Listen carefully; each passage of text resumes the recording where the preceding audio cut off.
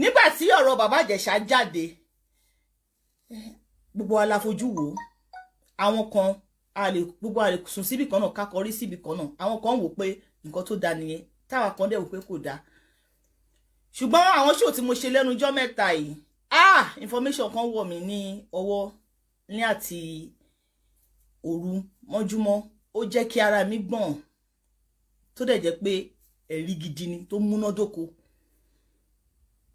ṣẹ́rí lálákọ̀ọ́kọ́ mo kọ́kọ́ fẹ́ ẹni tó gbogbo ẹni tó bá mọ Princess ẹ bá mi bèrè lọ́wọ́ wọn wípé gbogbo ìtó mí nínú ayé wọn àti tí ò mí ìyí tí wọ́n rí tínú wọn fi ń dùn kì í ṣe ìtàn rí tínú wọn bàjẹ́ o ìyí tí wọ́n rí tínú wọn fi ń dùn tí wọ́n bá fẹ́ kí Ọlọ́run kó sọ di ẹkún fún wọn ẹni kọ́ wá sọ kọ́ wá búra ní ojú gbogbo àgbáyé pé bàbá Ìjẹ̀ṣà ó rape ọmọ ọdún 7 ìyẹn ọmọ yẹn nígbà tó ọmọ yẹn wà ní ọmọ ọdún 7 7 years ago tó ọmọ yẹn wà ní 7 years ẹni kí wọ́n wá búra fún gbogbo àgbáyé ẹ má lo bíbélì ẹ dẹ̀ má lo Quran torí àwọn olórí wa àwọn tó ń ṣe òṣèlú lé wa lórí wọ́n ti fi bíbélì búra wọ́n ti fi Quran búra pé àwọn máa ṣèlú dáadáa àwọn máa tẹ́ wa lọ́rùn tó dẹ̀ fi búra tí kò ṣe kankan fún wọn tó dẹ̀ dúró digi tó dẹ̀ ṣe wáyàmáyàmá tí bíbélì ò ṣe kankan Quran ẹ jẹ́ kó lo original Ògún Ṣàngó Ọbàtálá àrá oríṣiríṣi nǹkan tí ìṣẹ̀ǹbáyé tí Yorùbá ní mi wọ́n bóyá Yorùbá ni wọ́n ṣùgbọ́n most especially bàbá Ìjẹ̀ṣà Yorùbá ni kó wá fi búra fún wa pé tòótọ́ ni bàbá Ìjẹ̀ṣà ó bá ọmọ yẹn sùn nígbà tó ọmọ yẹn wà ní 7 years kó wá búra fún wa lálàkọ́kọ́ bàbá Ìjẹ̀ṣà àti Princess wọ́n ń ṣe wọléwọ̀de ìfẹ́ tó mú yọkó ó wà láàrin àwọn méjèèjì ìgbéyàwó Princess forí ṣáko láàrin ọ̀sẹ̀ 6 nígbà tí wọ́n ṣe ìgbéyàwó nǹkan tó wà láàrin àwọn àtọkọ wọn we are not there kò sí bí rọ́bà lọ lógún ọdún ìjọ kan ló tọ́ máa bá gbogbo obìnrin tó bá ti wà bósì tó bá ti ní ìgbéraga bóyá o ní àbó ò ní kò sọ́kùnrin tó fẹ́ wà pẹ̀lú ẹ̀ Princess àti ọkọ wọn tó jọ ṣe ìyàwó alárédè ìgbéyàwó wọn ó forí fọ́n òkúta oníkálukú pínyà lóòótọ́ lẹ gba bàbá Ìjẹ̀ṣà sílé torí pé ẹjọ́ ń fẹ́ra yín ni ìgbéyàwó bàbá Ìjẹ̀ṣà náà ó forí sánlẹ̀ ìgbéyàwó bàbá Ìjẹ̀ṣà ó sọnù ó forí gbálẹ̀ ẹ̀yin méjèèjì ẹjọ́ wà ní single accepted ẹjọ́ ń gbé bàbá Ìjẹ̀ṣà ń fẹ́ yín bàbá Ìjẹ̀ṣà ò bímọ rí ẹ̀yin náà dẹ̀rẹ́ ẹ ti bímọ rí ṣùgbọ́n ó yọ Ọlọ́run bí Ọlọ́run ṣe gba ọmọ yẹn kò sẹ́ni tó fi yọ yín kò sẹ́ni tó fi yọ yín ẹ̀yin méjèèjì tí wá jọ ń fẹ́ra yín lóòótọ́ ni bàbá Ìjẹ̀ṣà gbé lọ́dọ̀ yín tẹ̀dẹ̀ ràn lọ́wọ́ bẹ́ẹ̀ ni yá tóbìnrin tẹ bá wà ní relationship pẹ̀lú ọkùnrin àbí tọkùnrin bá wà ní relationship pẹ̀lú obìnrin ká fọwọ́ wẹwọ́ ni lọ́wọ́ fi ń mọ́ but due to ìwà yín tóbìnrin bá wà bósì obìnrin tí ó sì ní ìrẹ̀lẹ̀ gan ọkùnrin fílẹ̀ ó lọ ń fẹ́ lómi ìta kátà sọ pé obìnrin tó ní ìgbéraga tó dẹ̀ jọra ẹ̀ lójú ẹjọra yín lójú ló jẹ́ kí bàbá Ìjẹ̀ṣà ló sún sẹ́yìn ọmọ tẹ́ ẹ ní ó wà ní 7 years ìgbà tí bàbá Ìjẹ̀ṣà bá sùn she's 17 years now she's 24 the girl is 17 years 7 years back gbogbo wàtẹ́ àti bàbá Ìjẹ̀ṣà jọ ń ṣe eré wọléwọ̀de mi ò mọ nǹkan tó ta spirit láàrin bàbá Ìjẹ̀ṣà àtọmọ yẹn tí wọ́n jọ ń bára wọn ṣeré ìgbà yẹn lẹ́mọ̀ she's 17 years not 7 years bring her birth certificate out where is the girl parent let them come outside and prove me wrong she's 17 not 7 years not 7 ẹ ti káwọn nìyẹn ẹ ti bá wọn wí ẹ̀yin àti bàbá Ìjẹ̀ṣà ẹjọ́ sí mọ́ mi ò mọ nǹkan tó ṣẹlẹ̀ láàrin ẹ̀yin méjèèjì that's personal issue torí gbogbo information pátá ló wà lọ́wọ́ mi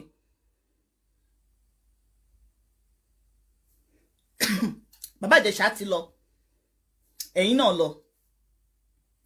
Bàbá Ìjẹ̀ṣà àtọmọ yẹn wọ́n á padà ríra wọn lẹ́yìn. Ẹ̀yin kọ́ lẹ́bi. Tó bá jẹ́ pé ẹ̀yin lẹ́bi, ó yẹ ká lẹ Bàbá Ìjẹ̀ṣà lóko pa. Ipe Bàbá Ìjẹ̀ṣà ń dó ọmọ, ó ń dó ìyá. But she's not your biological daughter. Fine, she's your adopted daughter. Nǹkan tí Bàbá Ìjẹ̀ṣà ṣe, ó worst pé kó máa bá ọmọ tí ẹ gbà tó sùn. Very, very well. But she's not a kinder. She's 17. 1 year ló máa fi wọ teenage. 17 is different from 7 years. Okay? Bàbá Ìjẹ̀ṣà, òun àtọmọ yẹn jọ ń ríra wọn lẹ́yìn. Wọ́n jọ ń bá ara wọn sùn. Now she's pregnant for Bàbá Ìjẹ̀ṣà. Yeah? That girl, Terry yẹn. Terry tó gbẹ tó ní small station yẹn. She's 24, not 14 years.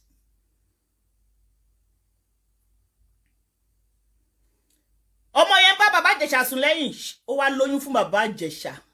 Ọmọ tí Bàbá Ìjẹ̀ṣà máa kọ́kọ́ bí láyé ẹ̀. Nígbà tẹ́ get to know, abort pregnancy yẹn. You abort, yeah, she is abortion fún. Come outside and deny it. People know.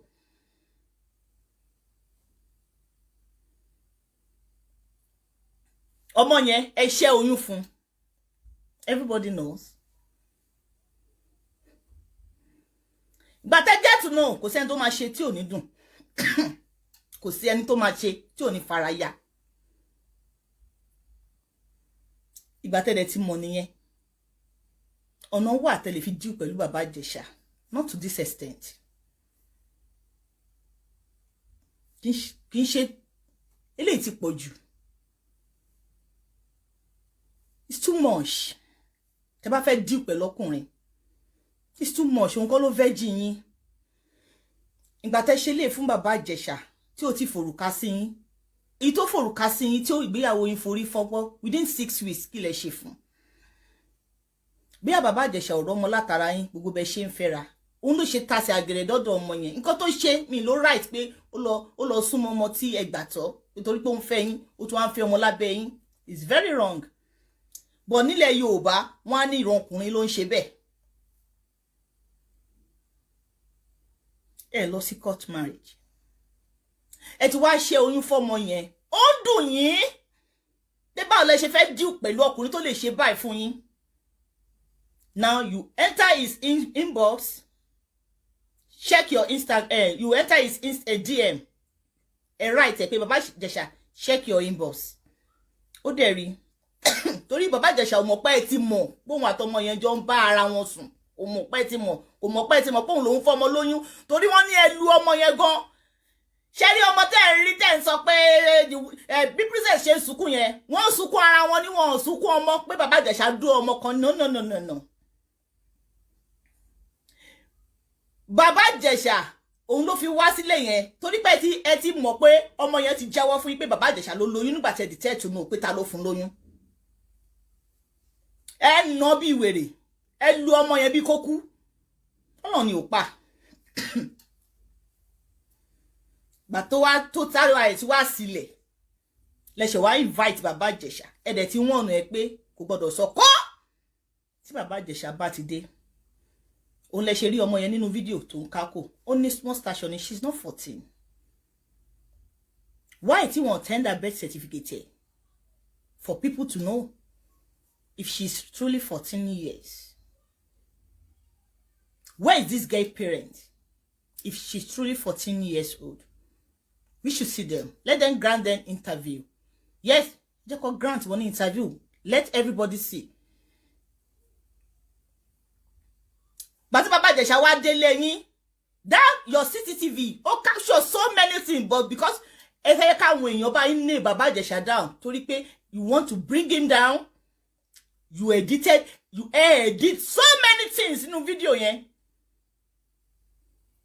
Not the moment tí Bàbá Ìjẹ̀ṣà wọlé yín ló sáré arouse ọmọ yẹn. You guys should think as a man. Think táwọn obìnrin ò bá ronú. Ẹ̀yin ọkùnrin tẹ́ wà lórílẹ̀-èdè Nàìjíríà. Is it possible for you guys to rape a 7-year-old and after 14 years ẹ wá padà wá ẹ dẹ̀ sáré romance ọmọ yẹn. Is it possible? Even though you are a dog, tó bá jẹ́ pa ajá ni pé gbogbo ejò jíjẹ ni, so possible ọmọ kékeré tẹ rape ní 7 years kẹ̀dẹ̀ dé ilé yẹn kẹ̀dẹ̀ tún sáré máa romance ẹ̀. Wèrè gan ò jẹ́ ṣe tiẹ̀ bẹ́ẹ̀. Gbà tí bàbá Ìjẹ̀ṣà dé délé yín torí pé ó ti fẹ́ yín rí. Yes, as your ex. Ó normal fún kó ṣí gbogbo inú ilé because new apartment nìyẹn kì í ṣe ilé tí bàbá Ìjẹ̀ṣà tí tẹjọ́ ń fẹ́ra yín kì í ṣe ilé yẹn lè wà tẹ́lẹ̀.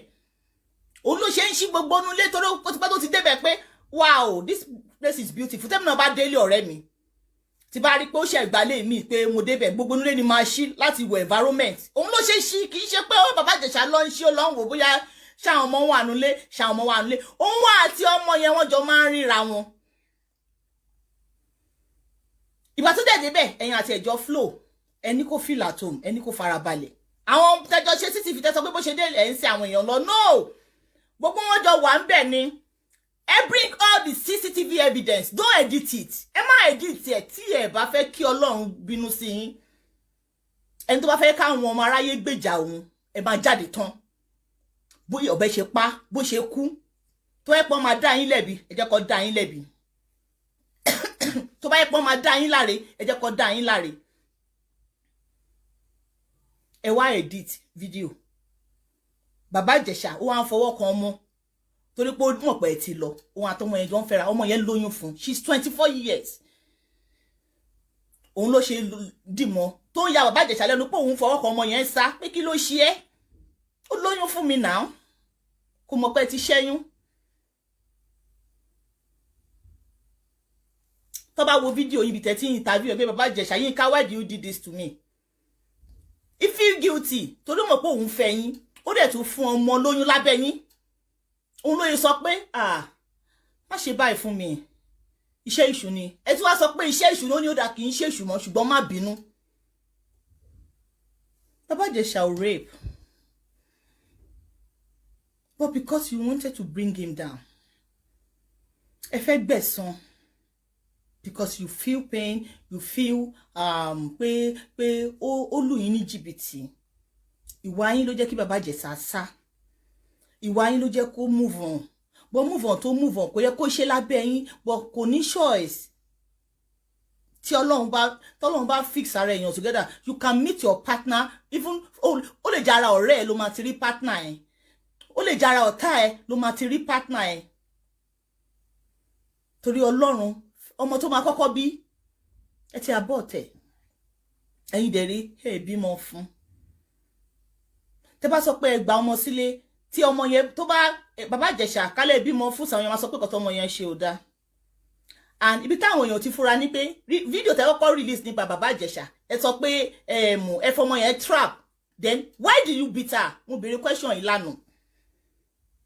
You said ẹni ọmọ yóò jẹ́wọ́ fún yín for past 7 years. Tí bàbá Ìjẹ̀ṣà ti molest ẹ. Now tó wá jẹ́wọ́, why did you beat her? Kí ló dé tẹ́ nà?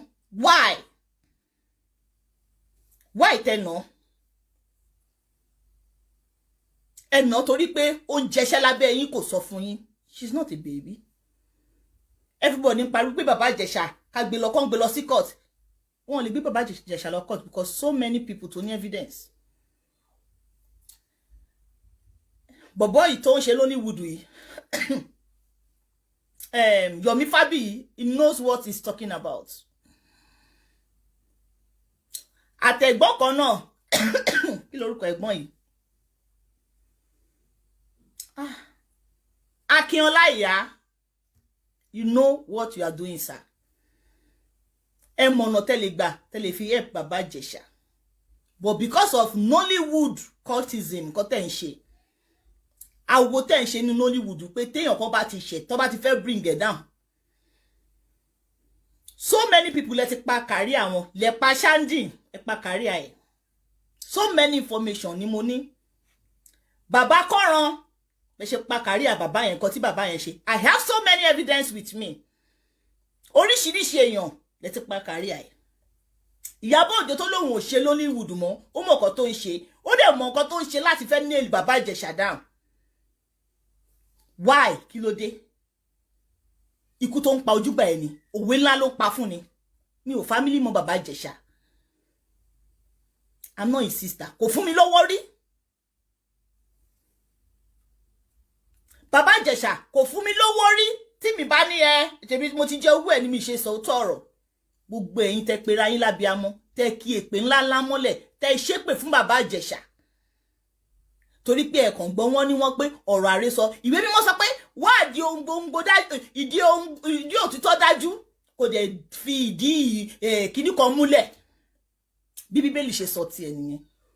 Ṣùgbọ́n tó bá ti gbé ọ̀rọ̀ wá sórí ayélujára, góòlù àgbọ́ kàn. A bẹ̀rẹ̀ sí ní lé ní ẹni yẹn down. Gbogbo ẹ̀yin oní typing tó ẹ pé tẹ́ bá ti rí èèyàn tó ẹ pé tí ẹ fẹ́ mọ̀ bóyá òótọ́ ló sọ àbí irọ́, tẹ́ máa type, tẹ́ máa fọ̀rọ̀ burúkú, tẹ́ máa ṣe, gbogbo yín pátá lè máa jèrè iṣẹ́ ọwọ́ yín. Bàbá Ìjẹ̀ṣà ò rape ọmọ yẹn ní 7 years. She's 17 years nígbà tí bàbá Ìjẹ̀ṣà bá sùn. And Princess knows about it. Gbogbo fídíò tí bàbá Ìjẹ̀ṣà ń sọ yẹn tó ṣe pé wọ́n edit long video, ẹni kò release long video. Why are they editing it? Tó bá yẹ pé tòótọ́ ni, kí ló dé tí wọ́n release the video yẹn the moment táwọn èèyàn sọ̀rọ̀? Why are they editing it? Gbogbo ibi tí wọ́n ti jí bàbá Ìjẹ̀ṣà ti ń sọ̀rọ̀ pé kò rí bẹ́ẹ̀, gbogbo tí bàbá Ìjẹ̀ṣà ti jọ ṣàlàyé, why tí wọ́n release video yẹn? Àwọn tó ní full video yẹn wà. Àsìkò tí tó láti release ẹ̀ ni. Nǹkan tó ń pa yín lẹ́kún ni pé bàbá Ìjẹ̀ṣà ó fi yín sílẹ̀, ó lọ fẹ́ ọmọ tẹ́ gbàtọ́, she's 24. Òun lè ṣe ń sunkún tẹ́ ń yíra mọ́lẹ̀ wájú police station. Àwọn èèyàn rò bí àyẹ̀ ń sunkún fún ọmọ yẹn. No.